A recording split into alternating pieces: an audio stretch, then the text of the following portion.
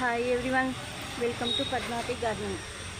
நம்ம இன்றைக்கி பார்க்க போகிறது சென்ட்டு ரோஜா செடி, சின்ன ரோஜா செடி இப்போ நட போகிறோம். சின்ன ரோஜா செடி நடும்போது எப்படி நடலான்னு பார்க்கலாம். வீடியோக்குள்ளே போகிறதுக்கு முன்னாடி புதுசாக பார்க்குறவங்க நம்ம சேனலை சப்ஸ்கிரைப் பண்ணிக்கோங்க. வாங்க வீடியோக்குள்ளே போகலாம். இப்போது இந்த சென்ட்டு ரோஸ் பாருங்கள், இவ்வளோ நல்லாயிருக்கு.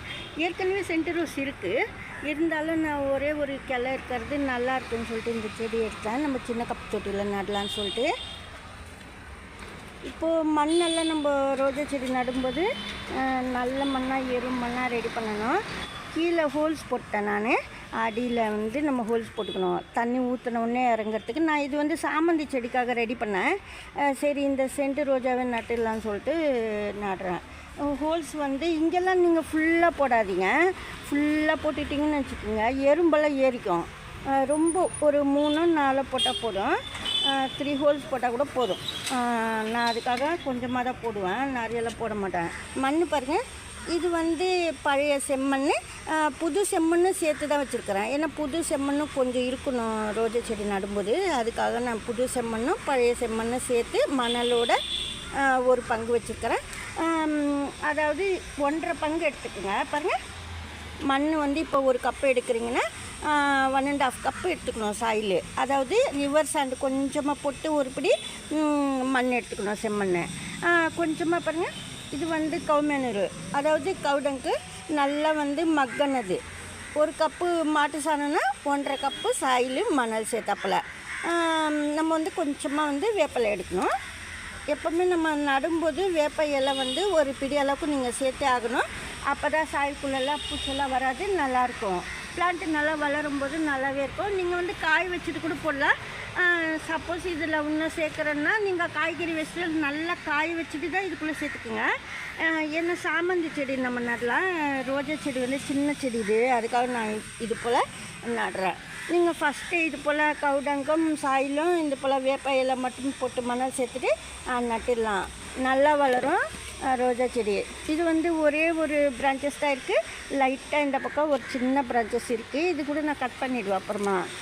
நல்லா இப்போது இது போல் மெதுவாக நீங்கள் கட் பண்ணி, அதாவது கவர் எடுத்துக்கிட்டோன்னா, மணல் ரொம்ப டைட்டாக இருந்ததுன்னா நீங்கள் எல்லா மணல் பாதி அளவுக்கு எடுத்துக்கலாம். லூஸாகவே பாருங்கள், லூஸாக தான் இருக்குது. அதனால் கொஞ்சம் போல் நீங்கள் சாயில் எடுத்துகிட்டு நட்டுடலாம். இப்போது ஹோல்ஸ் போட்டுட்டோம். நீங்கள் அடியில் ட்ரை லீஃபு அந்த மாதிரி கொஞ்சமாக போட்டுக்கணும். பாருங்கள், ட்ரை லீஃப் கொஞ்சமாக அது தண்ணி போடுறதுக்காக நான் போடுறேன். இங்கே பாருங்கள், ட்ரை லீஃப் போட்டேன். கொஞ்சமாக போட்டால் போதும், அந்த தண்ணி இறங்கிறதுக்காக நான் போட்டேன். கொஞ்சமாக கவுமேனூர் போடணும். அதாவது கொஞ்சம் கொஞ்சமாக சேர்த்துக்கணும், ஒரே டைம் இல்லாமல் கொஞ்சம் அந்த லீஃப் மேலே மட்டும் கொஞ்சம் இருக்கிற மாதிரி பார்த்துட்டு. பாருங்கள்,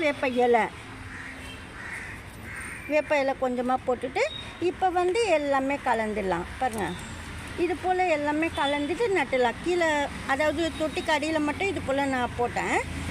அதுக்கப்புறமா நம்ம எல்லாமே சேர்த்துக்கலாம்.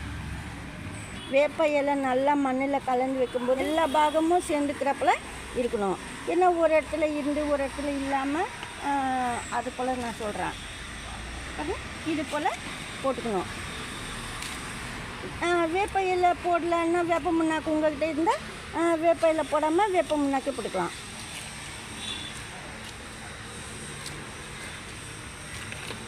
பாதி அளவுக்கு நம்ம போட்டுட்டு, இங்கே சாயில் லூஸாக இருந்ததுன்னா உங்களுக்கு ரொம்ப எடுக்க தேவை, பாதி எடுத்தாவே போதும்.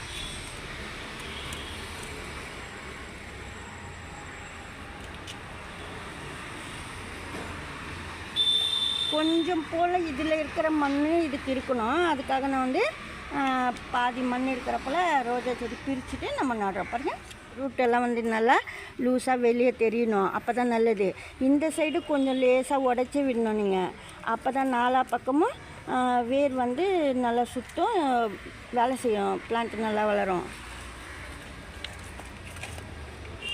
இந்த செம்மண் உடச்சி கொஞ்சம் போட்டிருக்கோம் இதுக்குள்ளேயும்.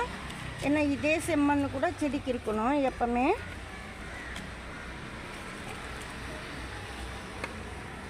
இப்போ நம்ம கலந்து வச்ச வேப்பையில் செம்மண் மணல் எல்லாமே கலந்துட்டு போட்டுடணும்.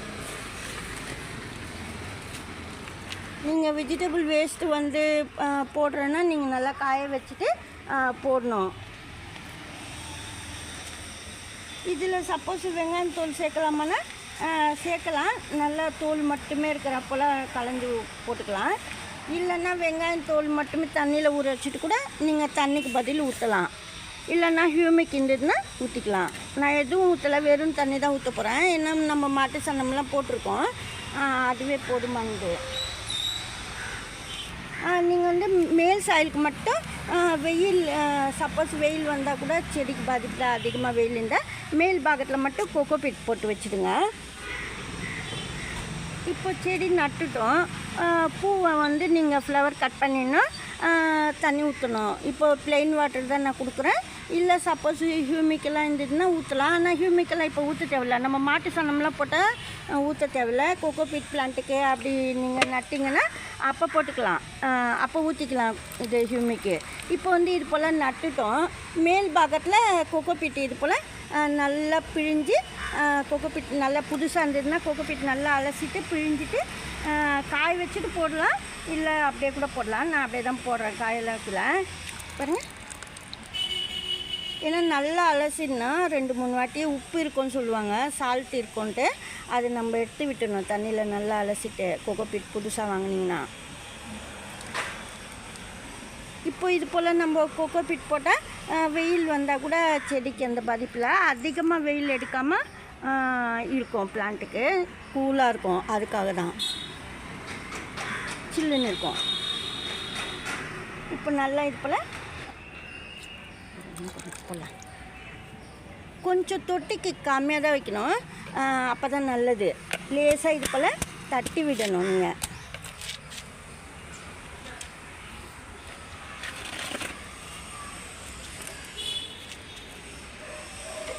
இப்போ இது போல் நட்டு வச்சதுக்கப்புறமா நீங்கள் டெய்லி ஒரு வாட்டி ஊற்றினாலே போதும். ரோஜா செடி காலையில் மட்டுமே, ஈவினிங்கில் ஊற்ற தேவையில்ல. மேலுக்கு மட்டும் தண்ணி ப்ளெயின் வாட்டர் வந்து ஸ்ப்ரே பண்ணணும். இந்த ரோஸ் பாருங்கள், இந்த ரோஸ் நான் நட்டுட்டேன். இந்த செடி நட்டேன் நான். அதே போல் தான் இந்த பிளான்ட்டு கூட நட்டு வச்சுட்டேன். பாருங்கள், மொட்டெல்லாம் கூட இருக்குது. எப்போவுமே புதுசாக நம்ம ரோஜா செடி வாங்கி நடும்போது இலை பழுத்து கொட்ட தான் செய்யும். அதுக்கெல்லாம் ஒன்றும் பயப்பட தேவையில்ல. நீங்கள் வந்து அந்த இலையெல்லாம் நீக்கி விட்டுட்டு எப்போவுமே போல் நம்ம எருவு தண்ணி ஊற்றிக்கிட்டே வரலாம். அப்பப்போ நீங்கள் வந்து மந்த்லி ஒன்ஸ் கொடுத்தாலே போதும். எருவு டெய்லி கொடுக்கணுன்னு அவசியம் இல்லை. செடி வளர்க்க தெரியாதவங்களாம் கம்போஸ்ட் பண்ணி மந்த்லி ஒன்ஸ் அந்த வெஜிடபிள் கம்போஸ்ட்டு போடலாம். இப்போ நம்ம சின்ன ரோஜா செடி வாங்கினா இது போல் தான் நீங்கள் நடணும். சின்ன பாட்டு தான் வைக்கணும் எப்போவுமே, அதுதான் நல்லது. சின்ன ரோஜா செடி வாங்கி பெரிய தொட்டிலெல்லாம் வைக்கக்கூடாது. இன்னைக்கு வீடியோவில் தான், நாளைக்கு வேறு வீடியோவில் பார்க்கலாம். நன்றி, தேங்க்யூ.